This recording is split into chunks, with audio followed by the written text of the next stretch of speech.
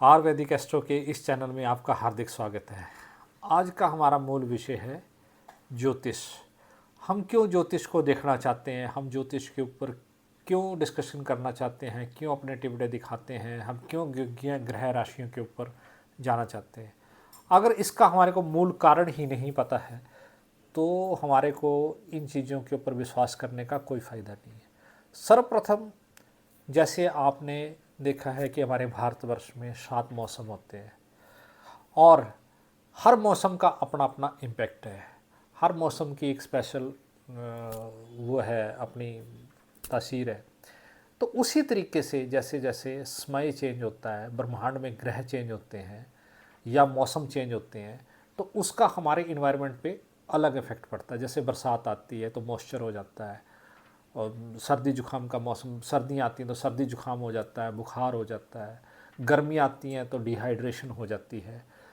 तो आप सोचो, अगर एक मौसम जो पृथ्वी के ऊपर ही इम्पैक्ट करता है, उसका हमारी बॉडी के ऊपर इतना इम्पैक्ट पड़ता है, तो इतने बड़े बड़े विशाल ब्रह्मांड में जो ग्रह हैं, जैसे बृहस्पति सबसे बड़ा विशाल ग्रह है, सूर्य है, तो जब वो गति करते हैं, इतनी स्पीड से घूमते हैं, जितने जितने वो नज़दीक आते हैं, स्फीयर में नज़दीक आते हैं, उतना उतना हमारा बॉडी के ऊपर उस चीज़ का ऊपर इम्पैक्ट पड़ता है। सर्वप्रथम तो हमारे को इस चीज़ को मान्यता देनी पड़ेगी कि ये जो ब्रह्मांड में जितने नवग्रह हैं, जब ये ऊपर अपना ट्रैवल करते हैं, एस्ट्रल ट्रैवल कर मतलब जो ये ट्रैवल करते हैं, घूमते हैं, तो ये विभिन्न विभिन्न प्रकार से जब राशियों में, विभिन्न प्रकार के राशियों में आते हैं, उनकी दूरी आती है, बकरी होते हैं, दूसरे ग्रह में दूसरे ग्रह के साथ उनका जुड़ाव होता है। जैसे सूर्य के साथ कभी मंगल आता है, कभी सूर्य के साथ बुध आता है, कभी बृहस्पति की राशि में वो सारी सब चीज़ें आती हैं।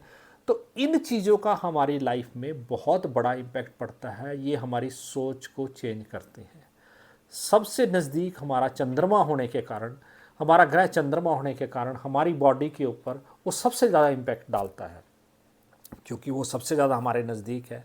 वो 2.5 दिन में अपनी राशि बदलता है। 2.5 दिन में मतलब राशि, एक राशि में गया, दूसरी राशि में गया, तीसरी राशि में गया। इसी कारण से जब हर ग्रह की गति पर सेकंड चेंज हो रही है, मतलब हर, आप सोचो, पर सेकंड मिनी सेकंड में भी चेंज हो रही है। जो गति है ग्रहों की, वो पल पल के हिसाब से चेंज हो रही है। तो जब एक एक पत्ते का डीएनए, एक एक पत्ता जो है, जैसे बायोलॉजी में बड़े साइंटिस्ट है वो सब लोग ये समझते हैं कि एक एक पत्ते का या एक एक फूल की पत्ती, जैसे मान लें हमने गेंदे का एक फूल लिया, उस गेंदे के एक फूल की एक पत्ती, हर पत्ती, उसमें असंख्य पत्तियाँ होती हैं, वो डिफरेंट होती हैं। जैसे और कई पेड़ हैं, उन पेड़ों की जितनी भी मतलब पत्तियाँ, जैसे इसका देवदार का पेड़ है, देवदार में कितनी छोटी छोटी छोटी छोटी पत्ती होती है, पर हर पत्ती का डीएनए जो है वो डिफरेंट है। उसका कारण ये है कि हर पत्ती जो ग्रो करती है वो डिफरेंट टाइम्स स्पेयर में पैदा होती है, डिफरेंट टाइप स्पेयर में निकलती है। जब डिफरेंट टाइप स्पेयर, उस टाइम ग्रह की गति किस तरीके से अलग है, किस तरीके से टाइम स्पेयर अलग है, तो इस कारण से उन चीज़ों के ऊपर उसका सारा स्वभाव अलग अलग है। अब आप एक सबसे बड़ी ये सोच रखो कि हमारे पास 700, पूरे दुनिया में 700 करोड़ की आबादी है।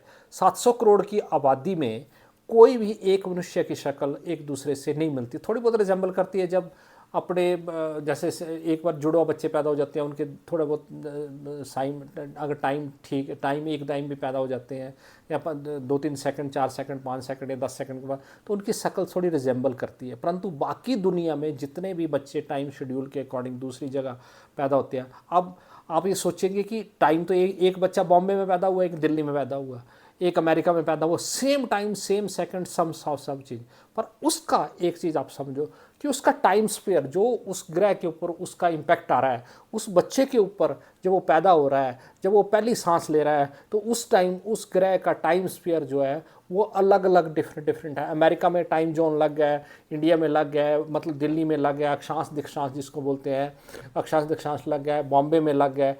तो जिस जिस टाइम जिस जिस ग्रह की जितनी जितनी दृष्टि पड़ेगी, इस कारण से हमारे चेहरे जो हैं वो एक दूसरे से रिजेंबल नहीं करते हैं। ये सारी ज्योतिष में ये सारी चीज़ें हैं। अगर आप इन चीज़ों को समझे तो हमारा जो एक दूसरे से चेहरा नहीं मिलना, एक पत्ती का दूसरी पत्ती से नहीं मिलना, और एक फूल की पत्ती का, एक गुलाब की पत्ती का दूसरे गुलाब, उसी गुलाब की फूल की पत्ती से रिजेंबल नहीं होना, उसका डीएनए डिफरेंट होना, जैसे देवदार के पेड़ों का या किसी भी पेड़ का जो पेड़ है उसका एक दूसरे से नहीं मिलना, जैसे पशु हैं उनकी शक्लें डिफरेंट है, कुत्ते हैं उनकी शक्लें डिफरेंट है, मतलब हर चीज़ जो दुनिया में है वो एक बार जो जिस मतलब भगवान की जो फैक्ट्री है इसमें एक बार जो चीज़ बनती है उस तरीके का सैंपल दूसरा तैयार नहीं होता है।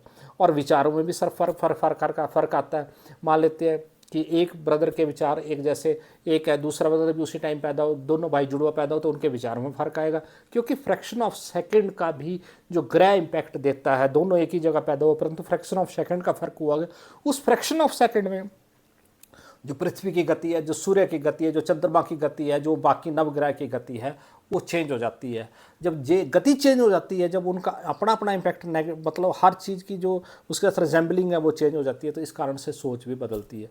हमारी सोच जो ज़्यादा चेंज होती है, हमारे मन में जो विचार आते हैं वो सब इन ग्रहों का साइकिल ही होने के कारण होता है। अब ये डिपेंड करता है कि अब इन ग्रहों को आप समझें।